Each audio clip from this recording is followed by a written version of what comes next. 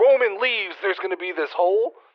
I think it's kind of like the NBA when LeBron James leaves.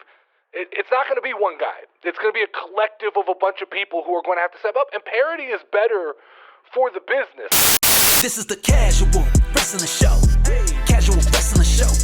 Have you considered what the landscape of wrestling would be without the bloodline being prominent anymore? Ooh. You're saying so? What's going to happen post bloodline? Because I think we're kind of coming close to I do the too. book. Maybe we hit that on next episode. Just to we tease can talk about it for a couple minutes. Okay. I think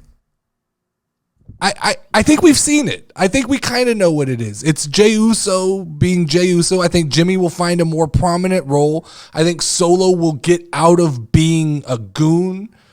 And I think there will be life without Roman Reigns. And I think it will be weird for a little bit. But I don't think it's going to be the big overreactive hole that we thought when Roman leaves, there's going to be this hole. I think it's kind of like the NBA when LeBron James leaves. It's not going to be one guy. It's going to be a collective of a bunch of people who are going to have to step up. And parity is better for the business. I think when you have these long runs of Roman Reigns, you mentioned it last week, we're going to need the title to bounce around. We're going to need to kind of get through this log of guys who deserve to be champion. Drew, Seth, Punk, Damian. We're going to have to run. So I think it will be weird. There will be kind of a recovery period. But I think that you'll see Solo, Jimmy, those guys will all benefit from it. That's my opinion. Yeah, I think similarly to you. I think it's more of one of those things like you won't know you'll miss it until it's gone, right? I agree with that.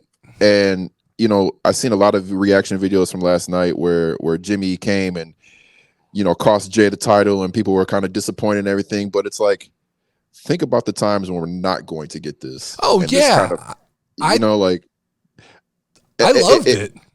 Yeah, it's one of those. And the other day, I found myself on YouTube and they had like a video of like the Bloodline story. And it's just like, we've been on a ride the last 3 years.